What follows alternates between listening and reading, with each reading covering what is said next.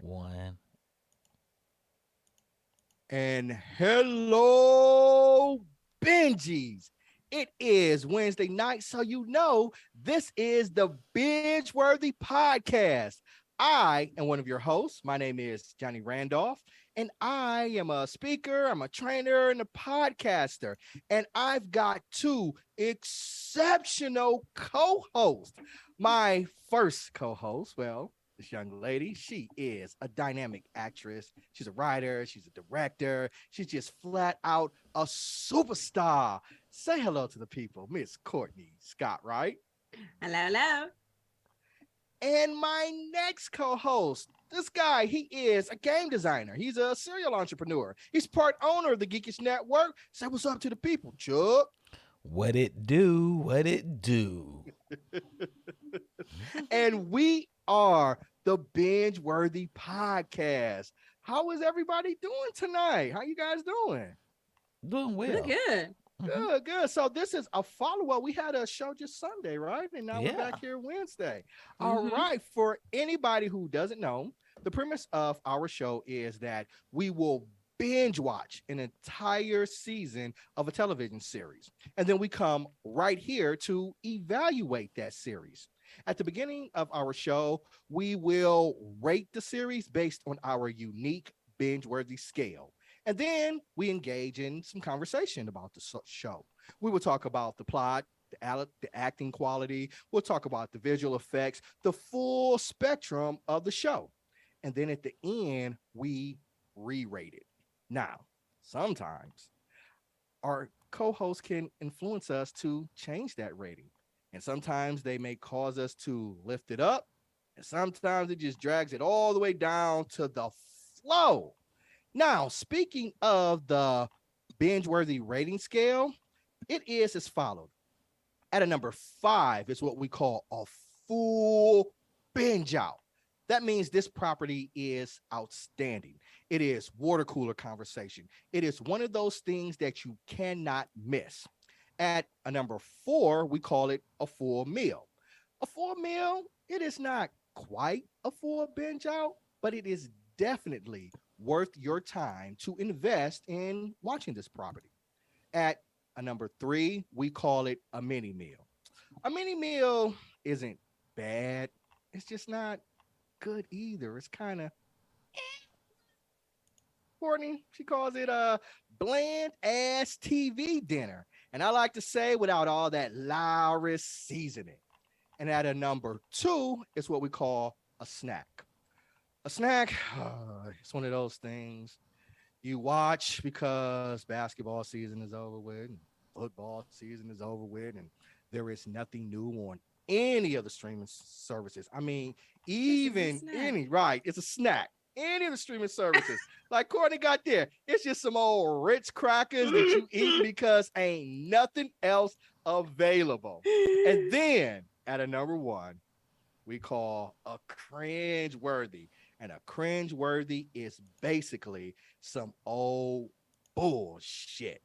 All right. So tonight we are evaluating Amazon's Prime's Paper Girls.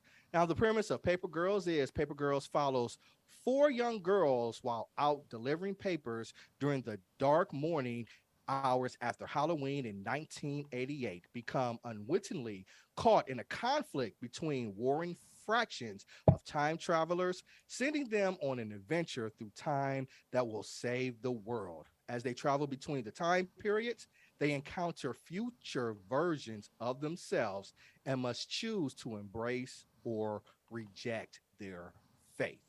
So, at this point, we are going to rate Paper Girls. And I'm going to start with you, Chuck. How are you going to rate Paper Girls?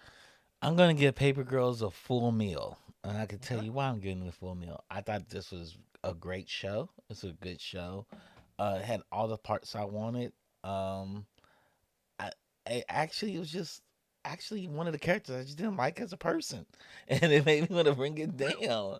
I think she acted her ass off. The character made total sense. I'm just like, I can't stand more of her. When it was over, I was like, I'm glad this is over because of that one character. But I really did enjoy the show. The show hit all cylinders. The writing was great. The acting was great. But I give it a full meal. I hope Okay. season 2 is better than season 1. Not Okay. enough action in it too. Not enough action. Okay. All right. I am going to go ahead and rate this. I thought that this show was revolutionary. I had fun with it from the very beginning, and I didn't know what to expect. And I didn't know if I would like it because I'm not very familiar with the source material.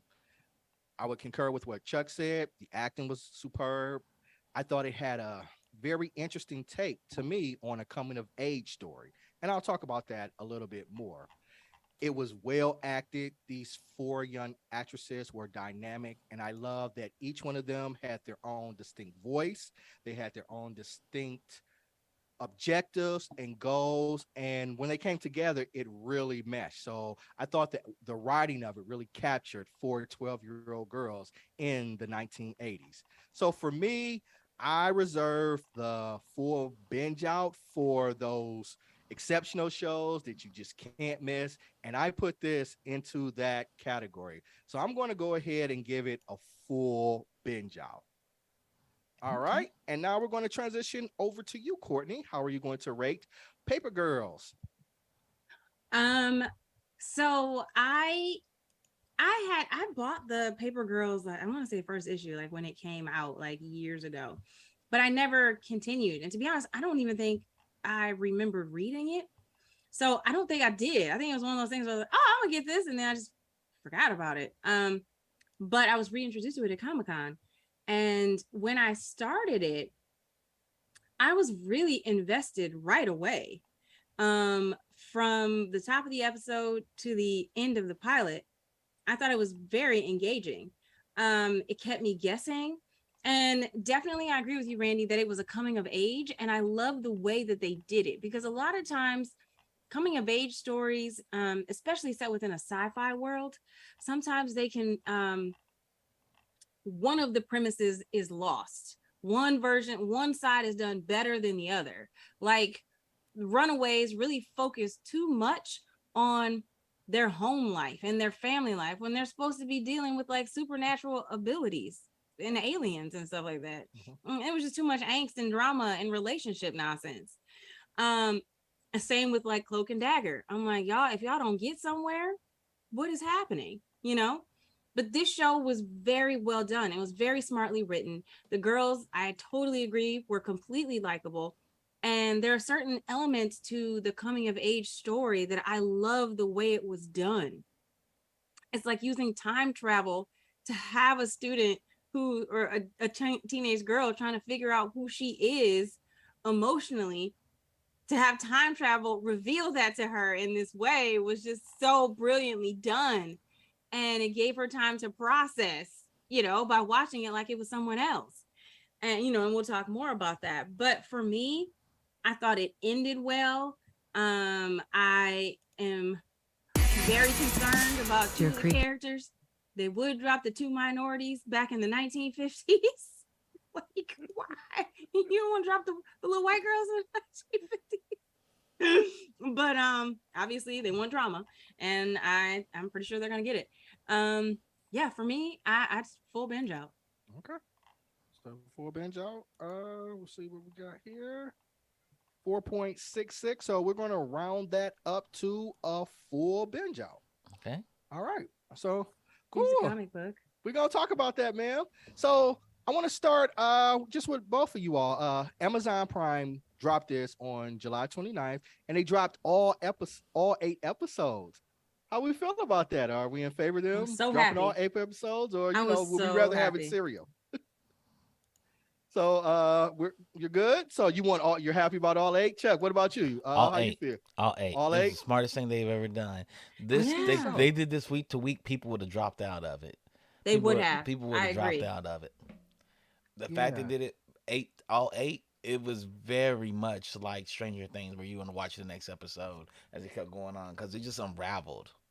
Did you all I pick up on a kind of a Stranger Things feeling? Sorry about that, Courtney. I didn't mean to cut you no, off, no, go but ahead. did you all feel you mentioned Stranger Things. Did you all feel kind of a Stranger Things kind of model here? Because I don't know, at times I felt like that.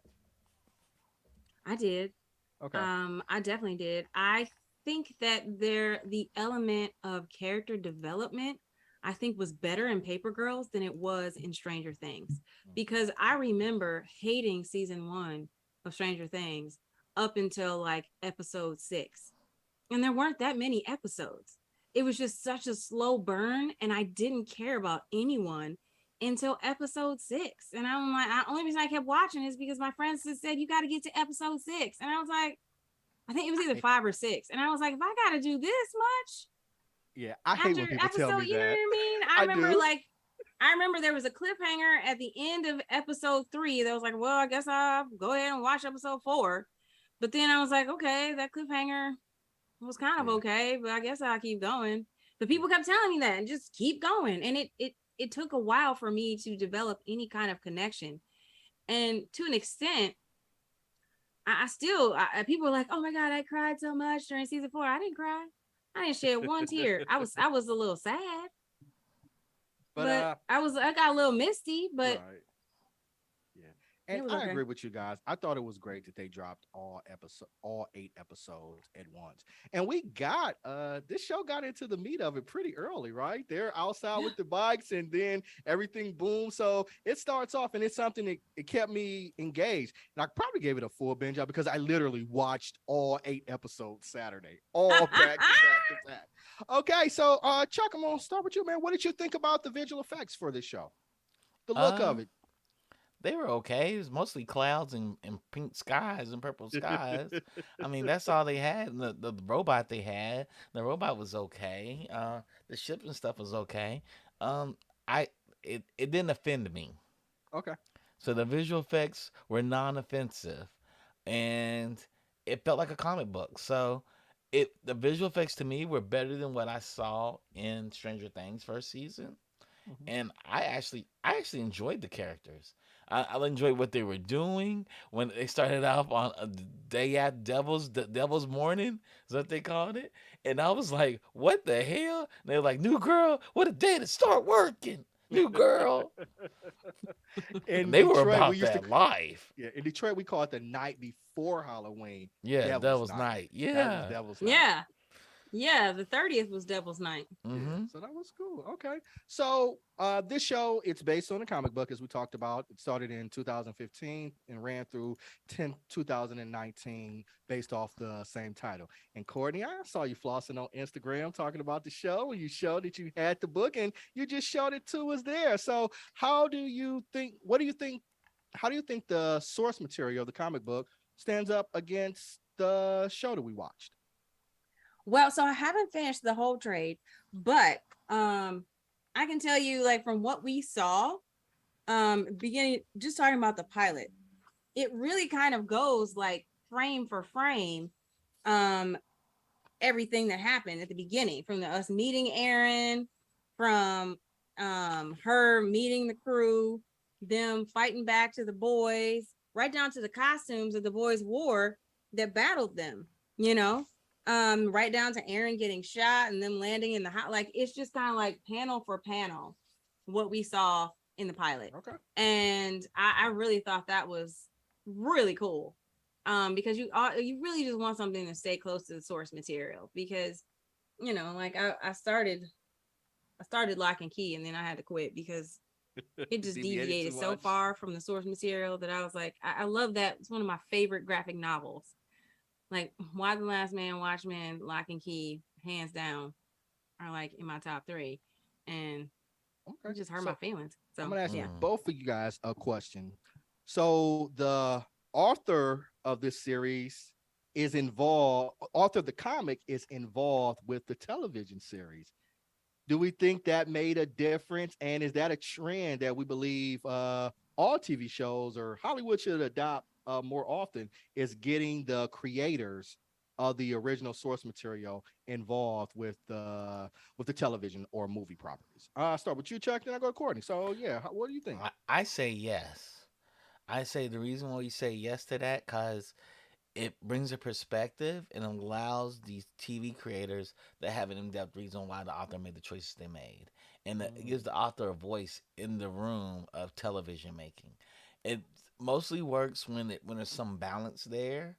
Definitely doesn't work when the author or the writer has way more power than the people actually creating the property. But it is something when it's a good balance there. We've seen it work very well with Game of Thrones, the latter Harry Potter movies, and I did just it think it work well with worked. Game of Thrones? What's up? the first The part, I first thought first it, first yeah, the half of Game first of The three, Thrones, first four yeah, four seasons. seasons. The Yeah. yeah. first 4 seasons. Yeah. Mhm. And we Mhm. noticed What happens when decline he in the goes away? quality of the show when the Right. author stepped away from it. That's true. Yeah. Yeah. So, Courtney, what about you? So, this it's got the author, the creator in it. So, is that a trend we want to see more of? I think we should see more of it because it's absolutely like mind blowing to me that you don't want the writer involved because these characters were born from their imagination and they know the backstory and history and things that haven't even been revealed in either the book or the graphic novel or things that you could pull from to create a whole new episode. You know what I'm saying? I think it's you can see that like with JK's input in the films and her input into Fantastic Beasts, I think that they're far superior to like also like the writer who does Outlander. I think she's an executive producer, and like Chuck said, like you see what happened when George R. R. Martin went away from Game of Thrones. Mhm. I just think I think it would behoove you. Like I just don't understand. Like look at and I know people love The Walking Dead, but when Robert Kirkman went away, it just it just wasn't the same, for me anyway. And I was like, yeah, I can see the seams. So Right. I can't get down with this. And I concur with what both of you all said. And that's one of the reasons that I'm actually excited about The Sandman is going to be released on Netflix because the creator has given his blessing and his consent of it. And so I'm like, okay, I'm The creator was part of the panel.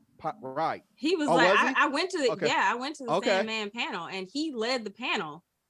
Like Nice. Neil Gaiman was there. Same with Yeah. like Gene Roddenberry's grandson, I think it is running like is For Star deeply Trek? attached to Star Trek. Yeah. Which one? The Which one? Strange New Worlds. Strange I Oh, New know Strange New definitely Worlds. Strange Worlds. New Worlds. Okay. But he was attached to like I think he's attached to Discovery as well. Okay. I'm definitely no Strange New Worlds. But you really kind of need those people that have this insight that like he lived and breathed Star Trek. He was on the set of like all the Star Treks when he was little. Yeah. And we notice it right when people adapt properties and they move far away from the source material, right? It's like, why did you choose to make it into something if you're just going to leave all the source material behind? Like, what's the point? Yeah, it's like it really upset me when or if you're gonna leave it behind, don't say that because it's really a disservice to the fans and it makes me not trust you as a creator. Mhm. I'm sorry when Taika Waititi was like, "Oh yeah, I never read the Mighty Thor or Lady Thor comics. I just kind of like did my own thing." And I'm sure he had somebody in his team that did read them, but like, Yeah, let's. what you doing? Like Yeah. literally, like it really bothers me. Like why? So It's like a slap in the face. it It is a is. slap in the It's face. disrespectful too. Yeah. So the point that we have for here, Hollywood, start listening to the creators of these properties. If you're going to invest all this money into adapt it into a live action version, trust the source material. All right. It's like So people just think they know better. It's like there's a reason you like that book. right, you spent all this money to buy it, and You then you're spent not all going to follow it, right? Like it right. doesn't make sense. You bought the rights. What? Okay. Okay. So I thought the show it had a unique premise. I talked about it a little earlier when I was giving my ratings. We have seen coming of age stories, but I thought this was an interesting interpretation of a coming of age story. Like the show, it starts off in 1988 when the four main characters are 12 years old, and then they jump to 2019. They come back, they jump to 1999. These four ladies they meet versions of their future self in these different timelines. So, Courtney, so how did you feel about this plot point? It's kind of this coming of age story, a little differently with 12-year-olds growing into themselves and then actually finding like seeing future versions of themselves. Um, for a second, I had to marinate with that because I was like, I Okay. don't understand how he would still be there. But given the way the trajectory of this series, and especially the way the finale ended, it showed me that their rules are that this particular time period is a loop. It's a Mhm. cycle, And and they the explain cycle that. has already been written. So if the way I interpreted it is if their older selves are there, then they obviously have completed the cycle and have also returned back to their time period in order for them. But the only thing, Yeah. troubling thing is that um like like I'm gonna say this, but I'm not gonna I clarify it because I know the ending of the comic. But it it shows you that the fact that their older selves don't remember them, Mhm. it shows you that something obviously transpired, with the war, Mhm. and there's a reason that the older selves don't remember. But Yeah. given the fact that it ended, clearly their loop has closed. You know what I'm saying? Because Mhm. like with the whole thing with the walkie-talkie. And they talk about that. So, Chuck, how did you feel, man, about this kind of point of this coming of age story, meeting your I older thought it was a selves, great coming things? to stage story. The reveals were really good. Like you think you get a feel who these young girls are, and then you get to know who they really are when they meet themselves and see what they grow up to be. And I think the biggest one I enjoyed the most, the two. I enjoy Mac when she finds out what happens to her in the future. And she doesn't find out what happens to her, she finds out what happens to her brother, which caused him to be the catalyst for who he is. Mhm. And then also Tiffany. Of course, she's Tiffany, my when she favorite. finds out who she is and why she makes the choices she made. And I want to know what happens because I kind of think she's the catalyst for all this. I I, thought they said that, Well, I mean, right? they pretty much said she yeah. was. Like, here's the book. Right. Here's the book. And it's like, and she told her older self was like, I see myself when I'm older, and you did this, and we had an institute named after us, and blah blah blah blah blah. And she was like, what? And I understood how she felt though, like who she Mhm. was as a person. Like, I feel this way because of this, you Yeah, know. yeah, and we're gonna let's talk about these Well, four young ladies. I thought they were fantastic. I thought it was well acted. So I want to talk about the show through their eyes. Let's start with Erin first. Erin, she's the actress is Riley Nillette, and she's new to Stony Stream. She has a younger sister, Missy, of whom she's very protective of. So I'll go with Chuck first. What did you, and then we'll go to Courtney. What did you think about Erin when we first meet her and how her journey progresses throughout the show? I liked Erin. She seemed like at first she seemed very quiet and she felt like she's new and she's out here doing the job. I think I liked her with her first encounter with the guy when she left the paper at the wrong house, and she was destined to get that paper. And Tiffany had to pull her to the side, like, "Look here, this ain't worth you getting hit with a bat over. It's a quarter. Let it go, let it go." But I see her; she was like trying to fit in, and here that she's made like four new friends she had no idea even existed just by doing a paper route. And when Max explained to him why they had the girls doing the paper route versus the boys, it's like Mhm. it's so many layers to this, and it fit the time period. Yeah. Like she And for Yeah, woke up, I'm about to make me a little bit of money, go do my thing, and it all unfolds. and for and our it's younger just during people that out there. time. Yeah, Huh? I'll just say for our younger people out there who watching, we used to have paper routes, right? So there were kids, and they would wake up early in the morning, and they would deliver newspapers to people in their neighborhood. And I stopped. I had a paper route, but I stopped doing it because it was hard to collect from my neighbors, and I was just like, it ain't worth it. But Yeah, the Courtney, idea of making children collect from adults in and of it was itself. I terrible, mean, man. well, I mean, Girl Scouts get it done because you don't get your cookies until I get paid. Y- But like the paper route, if you don't pay at the beginning of the week, you don't get a paper. But it reminded me, remember the video game Paperboy? Paperboy, I do. You Mm-hmm. go Yeah, by, you I throwing and feel killing like stuff. Yeah, yeah, it and was. it wasn't until I had like outgrown that video game that they actually got a little girl option. You know what I mean? Like Yep. you could be a girl. I was always a little raggedy boy with red hair. Yep. So, Um, what'd you yeah. feel about Aaron, Courtney? How'd you feel about Aaron and her journey throughout the series?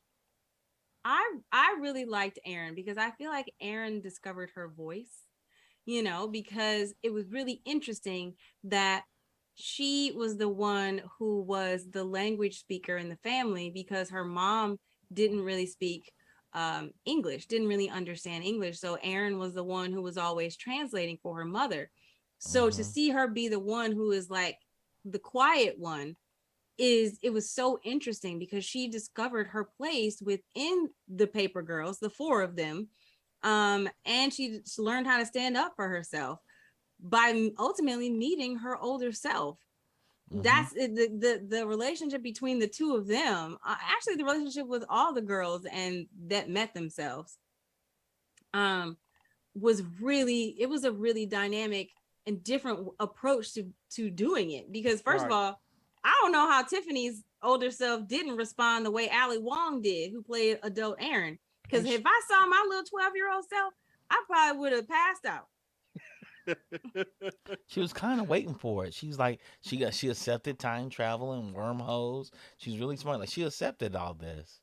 you Like this have is to who I imagine, am. yeah, she was smart. It's just like family things happen in life, right? And Yeah. so it just kind of altered who she was.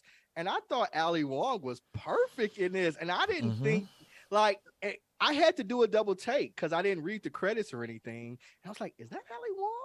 Is that Ali That's Wong? I did Because the it's same thing. so I did it with different from who she is and like her stand-up routine and everything. So I thought she just killed this role. I did the same thing with Courtney watching with Courtney. I said, she looks just like Ali Wong. And Courtney's like, it is Ali Wong. I was like, oh, I didn't know. I had to do a double take. I'm not gonna lie because it was just like I'm not used to seeing her in that Yeah. way. I watch her stand up and she's hilarious, and Mm-hmm. it was so different from her. And I even think like Aaron, everything wasn't resolved for how she felt, even though her future self ended up saving them. She still has deep issues about who she became. Mm-hmm. Yeah, I think that I love that they left her with the deep issues. You Mm-hmm. know what I mean? Like Mm-hmm. this, it isn't neatly done because then there's still opportunity and room for her to change and make different choices. Because I think really seeing how she interacted with her sister and honestly hearing the conversation between the two sisters, It like was heartbreaking. it was heartbreaking hearing the two Yeah. sisters like say, like, adult Aaron was like, well, I protected you, and she's like, I didn't ask you to but here's the thing, nobody told you to stay away either. That's Yep. your mother. Nobody told you to stay away. You made the choice. You let her make the choice for you, and now you have guilt because you didn't fight to see her. So they were both wrong, Yeah. but the dynamic of older sister, little sister is still clearly playing a part in, like, Mm-hmm. I did what you told me to do, and I'm mad that I didn't do what I wanted to do. So And I thought it was really smartly done. those are real conversations that siblings sometimes have, especially when a parent gets sick and one person is left with the responsibility to take care of that parent, and they feel like the other one went out to pursue their dreams while they took care of the parent. And the other one, she was like, well, thank you, you tried to protect me. She literally said, Missy said, thank you for ruining my relationship with my mother before she died. Yeah, and that's something I that want to punch her in her face. I wanted to punch her in her face. And here's why. And granted, I'm going a little bit in left field from my own personal story. My dad got sick and he had cancer. And it was during the pandemic. So my brother was like, don't come. It's the pandemic. And I was like, what am I supposed to do? How am I supposed to live with that? How am I supposed to live? No. And I'm the older sibling, but I still was like, I can't not come. If I have to like sleep somewhere else in quarantine until I can be there, then that's what I have to do. I don't know how to live with that, knowing that I didn't try. So it's just that part to me. I know it's a real argument, and I know I've seen in a lot of TV shows, a lot of families and siblings go through that. And maybe because I saw those TV shows, I was like, nah, I can't be that girl. Like, But I can't it's be that real, girl. and I thought it was just really clever writing for them to do that.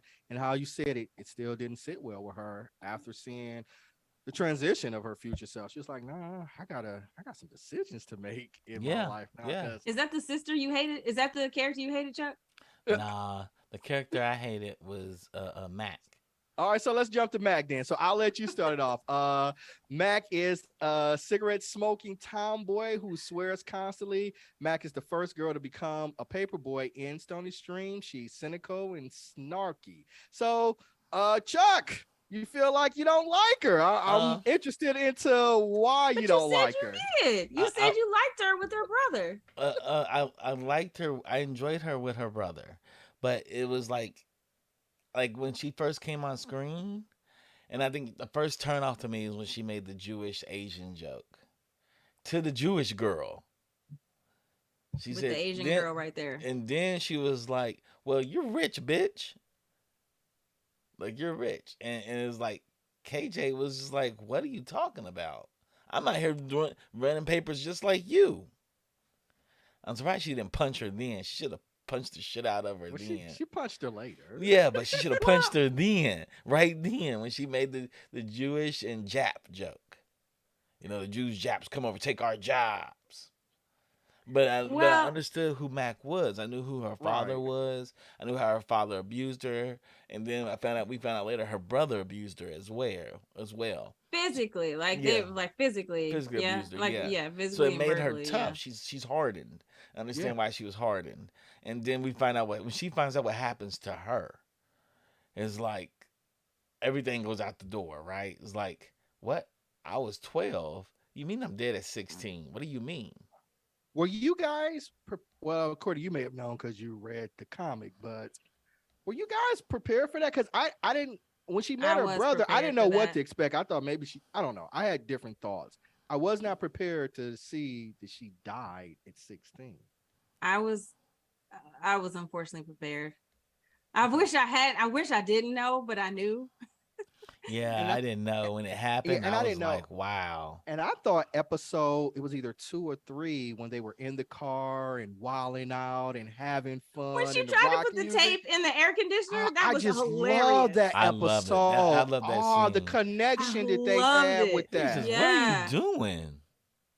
Yeah, it was just like, okay. They were just making this connection and her not knowing, like you said, not knowing what like she called it a cheap car. It's like Yeah, that this was is a what Tesla.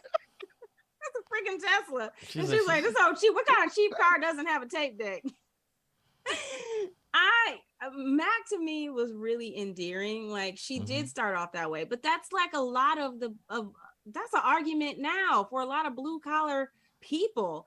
And to be raised blue collar kid to think these things, and you're hearing these things from clearly your racist dad. I mean, that's it's not clear, but obviously there are some sentiments that have led her to think these things are true.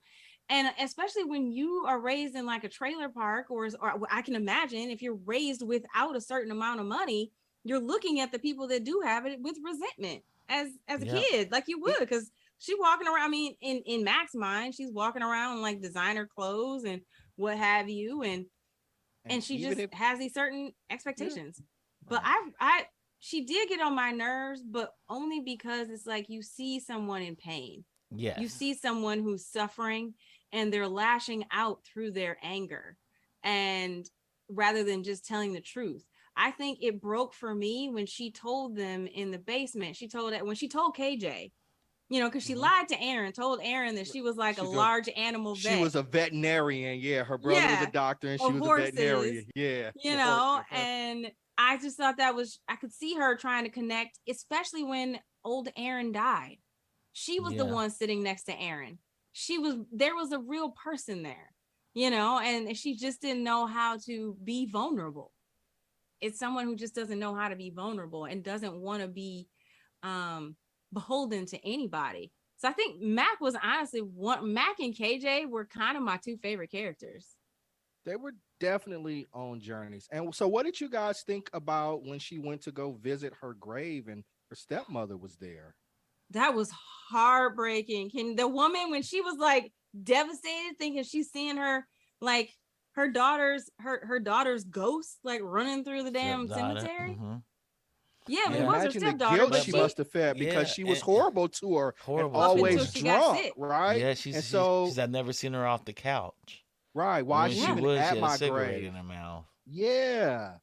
Yeah. So I but thought it was a lot of heart between her and her brother, and then Yeah. the scene I with the loved her stepmother. It's brother. a lot of things. her brother was fantastic. I Like loved with her her, brother. her with her sister. I wanted her to get in the older daughter, Wilder, Boy, her she about little to whoop ass. that ass, She would boy. have whooped that ass. She would have been What? such a good influence on Wilder, I think.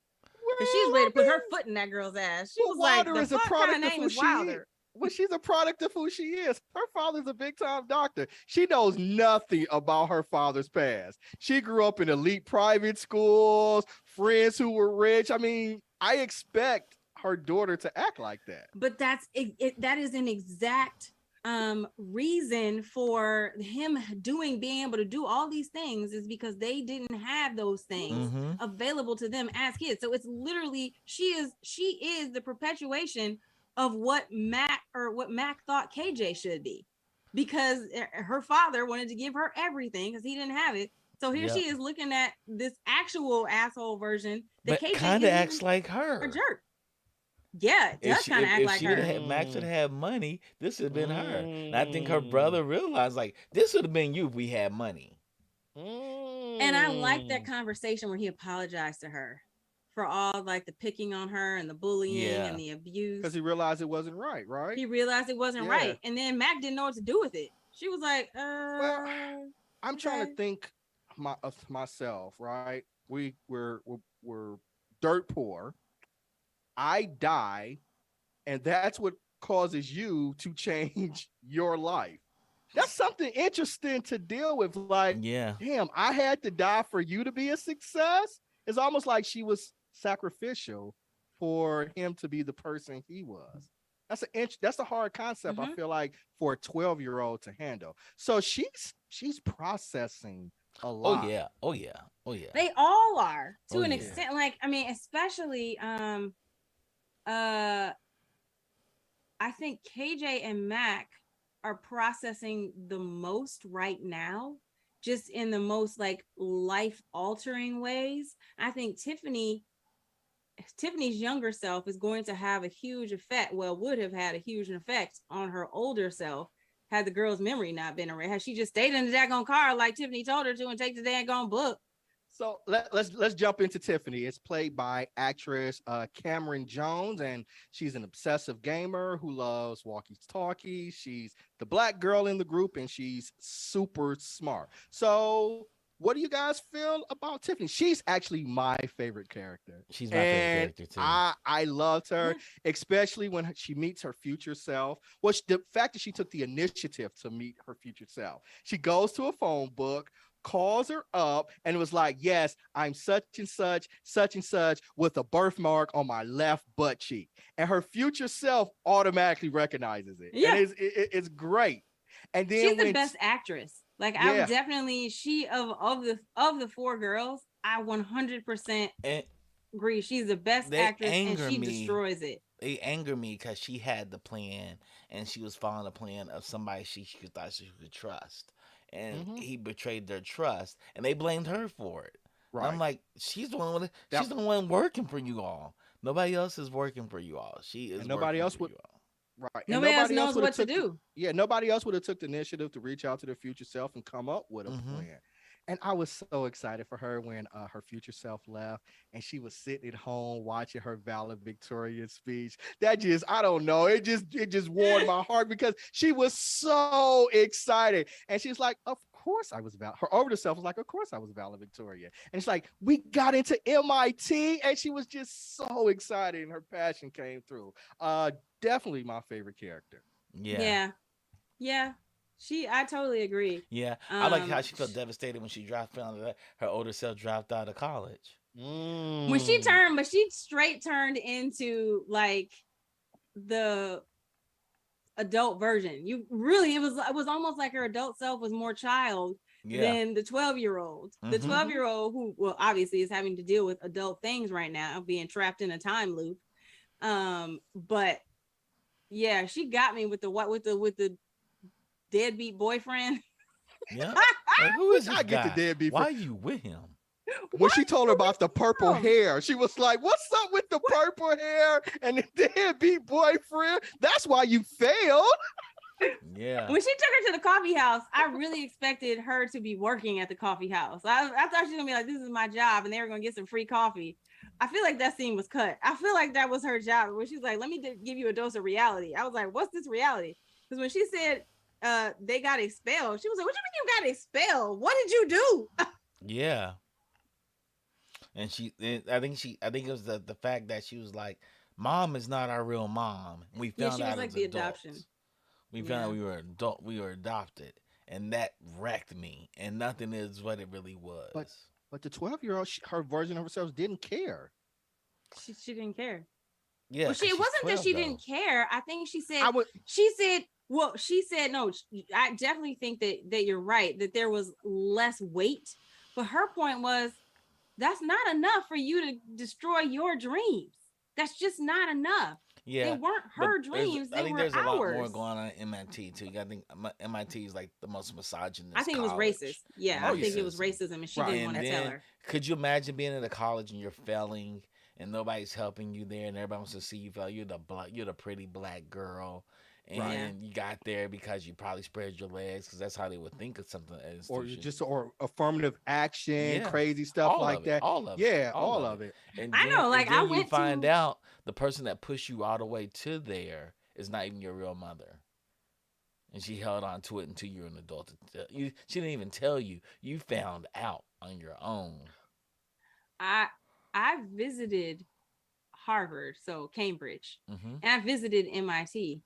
And it was this thing of like, people, I can't say anybody said anything to me, but like, What are I you got You doing feel here? looks it. like, what you doing You here? feel it. And you Yeah. don't have to be You at just feel Cambridge, it. right? Yeah. You can feel it where you work at, right? When you go into stores, you feel it. And that's something that maybe the 12-year-old self hadn't experienced yet. Yeah. So I guess to piggyback on your point, Chuck, right? Her 12-year-old self hadn't figured that out. And then you compound that, right, with finding out you're adopted and you kind of forced me to do this, and then you lied to me about it, and then what we were all planning, it wasn't what we thought it was. So, and that's something real with parents, right? Because parents kind of try to push their kids to do certain things that Yep. they even never did. Oh yeah, my mom's still trying to push me into going to law school. You'd be really good at it. I was like, girl, at this point, I need you to realize and stop saying that because I'm not going. Right. Or even Yep. like our parents, sometimes they like, oh, this is how you should act. And like, how would you know? You've never been in a meeting with C-suite executives. Yep. You never been there. Yeah. So Um, one thing I forgot to mention when we were talking about Aaron is that period scene. Oh, that was golden. That was brilliant. yeah. That was one of my favorite scenes. Mhm. Hands down, one of my favorite scenes. It was one of my favorite scenes too. And that When was they kind of stole their the rallying point, right? tampons and they're trying Yeah. to figure out how to use them. because And she's none like, of them, nobody else had a had a period. period. She's like, And it's that's 1999 though, and they wouldn't even know what the internet was to even look up how to do that. mm-hmm. Yeah. That was, yeah, that was. This show had a lot of great moments. So let's jump on over to KJ. KJ, she attends a private school. She plays field hockey and is Jewish. She carries a field hockey stick at all times and occasionally uses it as a weapon, as we saw in the early part. So, Courtney, what you think about KJ? I really liked KJ, or I should say, I liked the way the arc of her story went. I think that I mean, all the writing was really good, but for her to have time travel be the thing that helps you come out to yourself, that was brilliant. That was another, those two scenes were like my top favorite scenes, in the sense of like her really, knowing that she's struggling with having feelings for girls, and questioning what those feelings are, and Yep. why do I like someone maybe a little bit more than the other person. And then to see her, that ultimately I end up with a woman, and then the woman is dope as fuck. Like, that woman was cool, and to Super see cool. her, like, she's literally asking her future girlfriend questions about, how did you know you were Sex. gay, and her girlfriend's Right. not knowingly talking to her 12-year-old girlfriend's self. It was Right. Yeah, so cool. It was so well done. yeah. I I thought think so it's one of the too. best coming out scenes I've ever seen. Cause they allude to it the whole entire time. The way she looked Mm-hmm. at Mac one time, the way she looked He at loves Tiffany. Mac. Yeah. Yeah, it's like you could see her alluding to that, and all of a sudden, she sees it and she's like, "Whoa, whoa!" She was not ready for it neither. You Mm-mm. know, I'm not ready for it because her mom's trying to hook her up to the guy that she grew up with. Mm-hmm. She's watching that like, "Oh, that guy's a douchebag," and And like he this, was. and this guy's a douchebag. Yeah, And he then was. herself come upstairs and she's in the bathroom and she sees it and she's like, "What the fuck? Oh my god, I'm feeling this now. That's what I'm gonna be in the future." And her girlfriend is cool as shit. Is cool as It shit. was cool as shit. Cool And as then, shit. like, just, talking to her, and telling her all about film. And like, at that point, she wasn't even thinking about film, Mm-mm. which is so funny. She And the wasn't even girl, think she I didn't think know her anything. girlfriend knew. She was like, "How'd you know? When you realize you Oh like yeah, she Kubrick." definitely Yeah, knew. She was She was like, when absolutely. like, she was like, "You just don't movies. She was like, how'd you move know when you like movies." movies? And she was like, movies. Yeah. It was a Well, euphemism, right? They were using a hopefully Yeah, you euphemism. find, You're and I yeah, right. love that it was a euphemism yeah. for, like, Uh-huh. being, So well written. embracing your true identity. And that she went along with knowing that this girl is 12 and hasn't really, like, fully accepted her own truth. I thought Yes. it was, Well, she's that yeah, was so, it was, gosh, it was yeah, just one of the she's just best coming developing outs it, right? And ever. she's Mm-hmm. got to be confused, and she would have to remember what it was like for her, right? This Yeah. Yeah. is 1988. Well, I mean, she did 80s, 1999. Yeah, 99, yeah. but 99. still, right? Mm-hmm. It's still that But same still, kind it's of still that, bigotry that's yeah. going on, and you could imagine that maybe she had a falling out with her parents when she decided, to come Mm-hmm. out and things like that. And so she's trying to mentor a young girl, and as we said, it's done so well that she's actually mentoring her girlfriend. I actually wanted the younger self to interact with the older With the, self. I did too. I I was really did too. I I just think thought that, that would have been an interesting Mm-hmm. twist. They but just look so speaking much of, alike. They did such great pairing of people too. Because you look at mhm, all of them, you're like, wow, they do look like that. yeah, They do look like this person. Like uh, they picked Ali Wong to look like Aaron. I was like, yeah, you kind of look like Ali Wong. Y'all do look alike. Then when Tiffany and her older self, and I was like, wow, y'all look Yeah, just alike. And then when you yeah. saw KJ and her young older self, and you're like, wow, y'all do look alike. You knew KJ's older self Her as soon as you girlfriend was saw like, it. yeah, I can see how you know, y'all KJ was family. great. I think Yeah. KJ was probably the best. Then Aaron and Allie.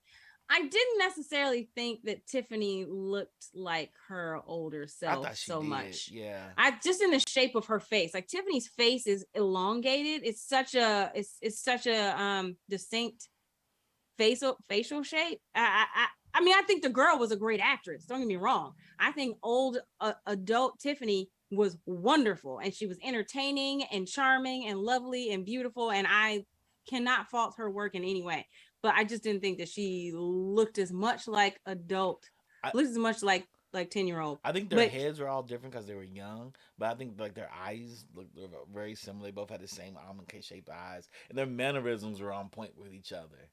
Because yes, mannerisms they too. nailed it. I was like, wow, y'all nailed the same mannerisms. Like they practiced that. Like, okay, we know we're going on the set. We got to do Seeing this. young Tiffany and older Tiffany at the coffee table, it was like, wow, okay, Yeah, they the got it way they down talked to pat. Larry. Yeah. Yeah, the way it's hilarious. But So go ahead. going back to the coming out scene, I think that was so much better than what Stranger Things tried to do, which Mm-hmm. is the, you know what I mean? Like Stranger Things failed. They did They just fail. they biffed it. You know what I mean? Like Yeah. totally Though the just whiffed that. brother, And though the brother recognizing it was cool, but they missed it. he Mike had he no idea that his best friend's in love no, with Mike him. knew. Mike knew, but Mike was too busy being embarrassed and didn't want to say anything. Mike knew the minute he said it's not my fault, you don't like girls in season 3. He knew. Yeah. Yeah. But But he didn't want to say anything because then that's going to change their dynamic entirely. So I don't fault Mike. It's the conversation between Jonathan and Will. Mm. That's the problem. So this one did it so well. And it wasn't even, here she is talking to a girl she literally just met, but knows that her adult self loves her Loves the and that guy. she's Yeah. watching them and right. she knows that she's safe with her. Mm-hmm. Yeah, it was So it's done. like, It was well done and done with compassion and yeah, understanding. Right. Yeah, it was good writing. Okay, so let's talk a little bit. Okay, our major conflict in the story is like the old timers. They're against what Larry's group. So I don't know. Who you guys riding with? The old timers or the guys that wanted to change history? The old timers felt like things are going to happen and we shouldn't be interfering with the timeline. And maybe it was to retain their power, but is that a valid reason? Or are we saying the other group, Larry's group that they represented, they wanted to go back and fix things because they had a terrible future? So I'm gonna start with you, Chuck. Who you rolling with? The old timers or Oh Larry man, people? that's a good question. Oh man, really good this is a question. really interesting story because it's a Mm-hmm. Brian K. Vaughan, and people you think are bad are not normally bad. They're actually doing something that is noble, and the rebel forces aren't doing anything bad. Like there's no really true bad people. It's just different Mm-hmm. perspectives on life, and I thought it was really well done. The black woman that played the villain, no matter Prioress. Yeah. And Pyrus was I think it's Priator in the comic. I think it's a yeah, dude. prior to yeah, Yeah. she is man. She wasn't really a villain. She was just doing her job. Right. And grandfather was like, "Look, you ain't doing your job right. If I gotta come in and fix stuff, if I gotta absolute everywhere we go, like it was a thing." And I just feel that they were just doing their job. And her brother got Mm-hmm. killed by KJ, Mm-hmm. and I know. just do their job. But again, KJ and them were right. They're gonna kill us. Or so they thought. Yeah, I definitely thought it was that dichotomy going on that neither one of them were bad. They did was just fighting for what they believed in. Yeah, yeah. So what about you, Courtney? How you feeling? Is it old time? Who you going with? Old timers? This is just funny. Like the disc that they found in the comic book is a little Apple disc. Nice. But I mean, it wasn't an Apple, and it was, I think it was a Dell in the TV show. But who am I rooting for? It's interesting because I thought Prioress had a very uh good point when she said like she never thought about meeting Dr. Quinlan, Dr. Tiffany Tiffany. Yep. Quinlan. Quinlan Quinlan is or what it is. Quicklin. It's something like it had a Yeah. different. Quinn. Let me see. I got it But right anyway, here. her when she realized this is Tiffany, Quicking. Quickling. Quilkin. Quick. Quilkin. Quilkin, Quilkin. Yeah. Quilkin, Quuilkin. Quilkin. Quilkin. Yeah. Yeah. So when she realized, oh, I don't think she changed her perspective versus old versus new, but she realized this is the one person that developed, that gave the young people the ability to time travel. So if we can get her, then maybe it's not a bad idea, you know? Yep. So I guess for me, I don't think that I gosh, and I don't want to be like a boomer, but I think I side with the old people just in the sense of like you're Right. trying so hard, you're gonna crush. It's the butterfly effect. The butterfly Yeah. effect. You can't change one thing without changing everything else. So if Right. you can tell me that there's a way for you to kind of like create a whole new thread of time in the multiverse, like the Sorcerer Supreme said, that it doesn't affect the prime line, I guess, but I don't see a way for you to do that. So That's what I thought. I agree with you because I was like, they're not necessarily bad. That mission statement to stop people from impacting the timeline isn't necessarily evil. Now, it's maybe their execution I of it, think right? their Going in there, execution yeah, and their killing up people methods, and things like that. But we also know that they, because that's what's her name? Prioress. Pryrus. Pirates. That's what she said. She said they just come in here killing up everything, thinking that everybody is trying to do bad. And that's not what we're Yeah. all trying to do. So they had some flaws in their logic as well, right? They, Yeah. Yeah, and I Larry think was willing to sacrifice all of the girls, to achieve his mission. he totally lied to them. He told them like, Absolutely. I think that Aaron had a valid point in wanting, or Tiffany had a valid point in wanting to go back to 1988 so he could connect with Right. Naldo, Heck and Naldo, because here's the thing. He never even told them, and it wasn't even in his book, why he was supposed to be in 1999. Mm-mm. Right. He Right. didn't I don't think know. he even knew. I don't think he He even didn't knew. even know because he's like looking around, like, he's all like nervous. He's like yelling at them to get out of there. Where are they supposed to go? Yep. You don't even know where you're Yeah. supposed to go because Yep. Heck and I Naldo felt- didn't show I up. felt as though everybody was set as a domino. They're just dominoes falling and they're just in the Mhm. right place. And so he was selected because he was in the right place for the timeline. So it's either Tiffany or one of the other girls have set up the timeline so they can go through all of this. I liked new Larry though. Yeah. Like 1999 Larry, I really liked him. His conversation with Aaron on the steps, and he was like, I died, like I burned up. And, That's and he tough for was anybody to so hear. so like can like really resolved to like do better and to be better. Yeah. But and then we got to see what made him be from 1999 Aaron to the guy that we meet. Had to be a lot of bad things. Well, that, and I think more so it was the loss of Juniper, which was interesting that you see how he even met Juniper. Like, you know what I mean? Like, he never would have even met her if the girls hadn't Come. appeared So it's a at his loop. house. And they talk about it. It's a loop. It's just going Yeah. on because they heard the voices. Like that's the same voices that we heard Yeah. They on talked about Devil's stuff. Night or it was Night. It was like, so this has already happened. Yeah. All right, guys. So we've talked about this. So let's go ahead and re-rate it. So we started with Chuck first. We're gonna start with you, Courtney. How are you going to re-rate Paper Girls? I'm gonna stay at full binge out because even the more talking about it, like, gosh, and I said like I can't. For me, I just can't. I can't say I had a favorite character anymore because the more we talked about it, I realized I just love them all. I love them all equally. They each brought a different facet of heart and passion, and strength and intelligence to the group. Everybody was necessary to the group. So when they parted ways, and even in the comic book, they do get separated. Yeah. But when they parted ways, Yeah, I was hurt. felt I was like, that. no. Yeah, I no. was hurt. I was like, because, no, like, they need to be together. Like, here's Aaron, like, deciding, like, oh, no, I'm going to try and save her the way that I was saved. And then, like, the doors closed, and I was like, get in the capsule. Right. I'm Yeah. like, You heard the countdown. And you were like, no, something is and they going had to to happen. watch- They got to get together. Oh, Yeah. my God. And they had to Yeah. watch each other, like, separate after they had Yeah. this big, heartfelt coming together Yeah. moment of, like, Mac telling them I'm dying and, like, them just learning to, like, that they do love each other and that they are a team and that Mhm. staying together, like, Yeah.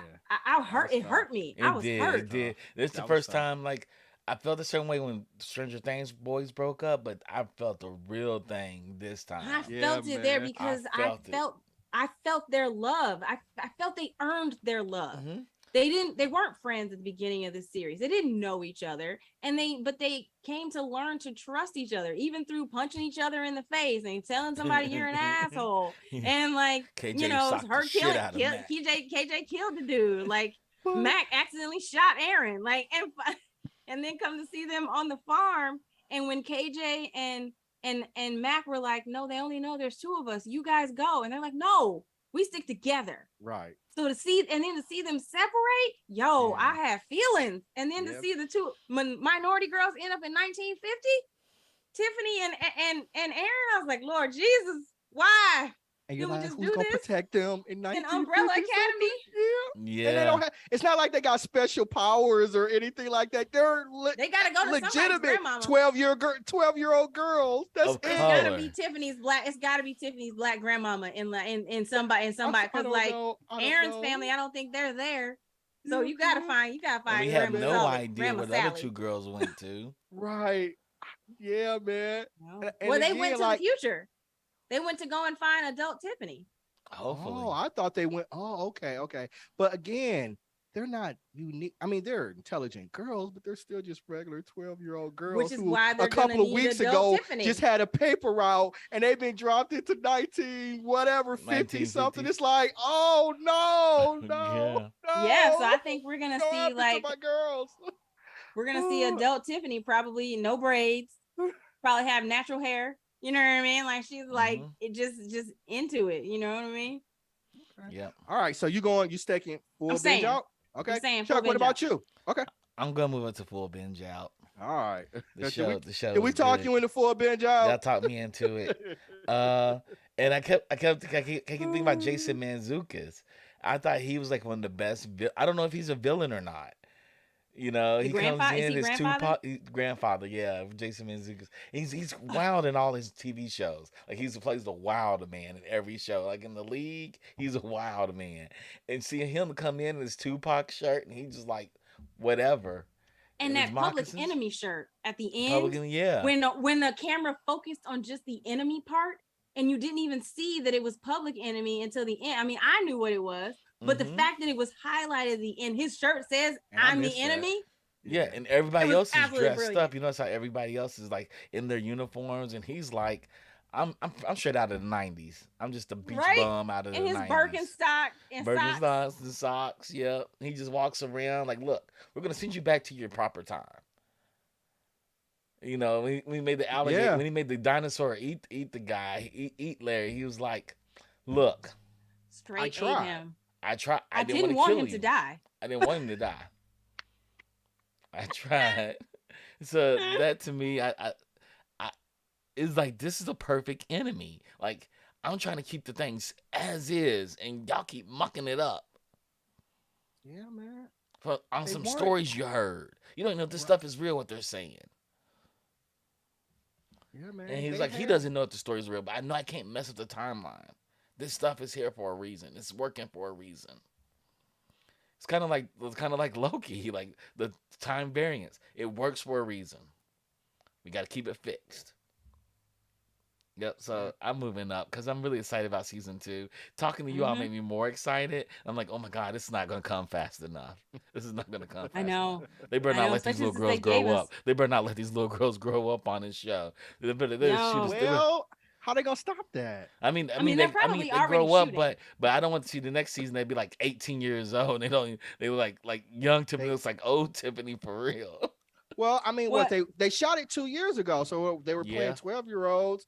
So they've aged 2 years, and plus the next shot, like they're gonna look different. They may be. Yeah. I'm hoping they already shot season 2. I hope they did too. Me too. I'm hoping so. At least by the time you know what I mean, they get to like. But they put on an acting clinic. Everybody in the shows put on an acting clinic. Everybody in the show showed up. They understood the mission. Absolutely, and they stuck it. They stuck the landing. Yep, absolutely. So, I mean, I guess we already know. I'm still staying with my full binge out. I knew you were. I knew Randy when you said on the weekend. I already did it. I'm done.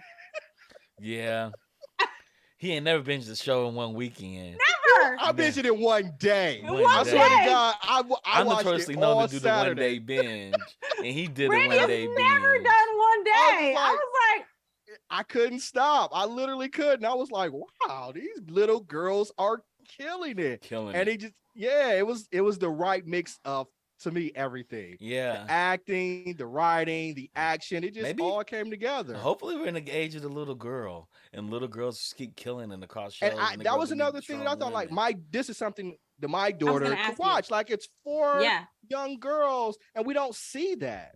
Hmm. yeah. We just haven't. Not And that I it's well mean, something. even done. the dealing with Not that well period, I done. was like, wow, I've never seen anybody deal with period this way, and this is how they would do it.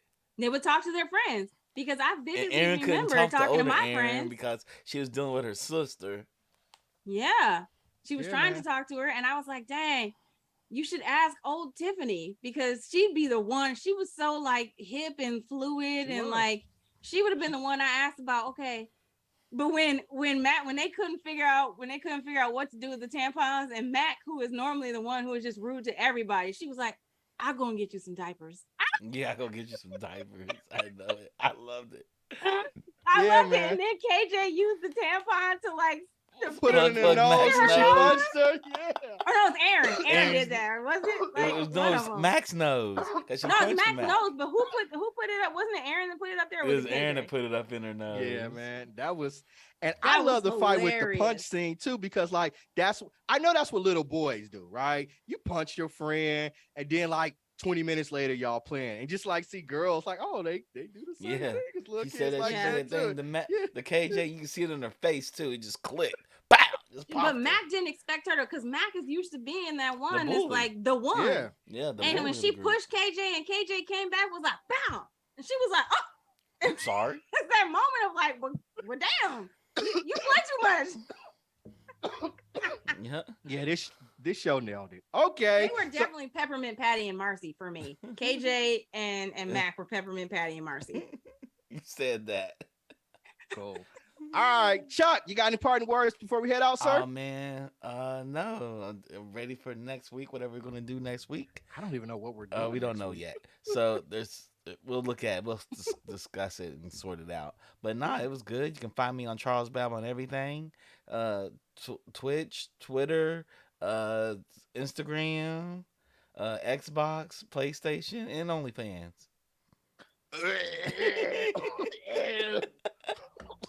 That's the second time you said You're a that. hater. We're gonna edit You're that a part hater, out. dog. We're gonna There edit was that part something out. else that just came out and I forgot, and I was like, dang, we should have done that too.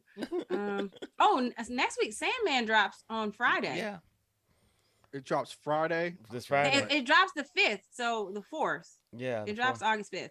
So Mhm. Tomorrow. I don't know how many episodes though. Yeah, They're gonna drop the whole thing, right? It's I'm Netflix. pretty sure they are. I'm pretty sure they're gonna. Yeah, drop it's everything. Netflix. Okay. Anybody in the chat, you should send us some recommendations and send us a vote. Like, what do you think we should watch for next week? Yeah, we're down for that. Yep, we are. Miss Courtney Scott, right, man? You have any parting words before we head out? Geek out and good night. All right, thank you, ma'am. So the Geekish Network, we are organization, and we are devoted to people of color. We create content, and we have a bevy of talented people out there. We've got producers, directors, we've got actors, tech people, a full spectrum of talent. And we come here at the Geekish Network to provide content for people who look like you. Black people, Latinx, Asian, the full scope. We are an inclusive network. So please consider liking us, hitting that subscribe button, following us, because we do this for you. As always, we want to give a shout out to Digital Click. They provide the beautiful surroundings and borders that you see on your screen. If you are interested in marketing or promotion of your company and organization, please consider giving them a shout out.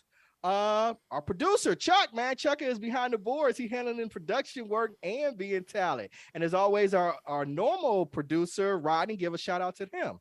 So we'll be back here next week, Wednesday, same geek time, same geek channel. Until then, love you guys, and we'll talk to you later. Peace.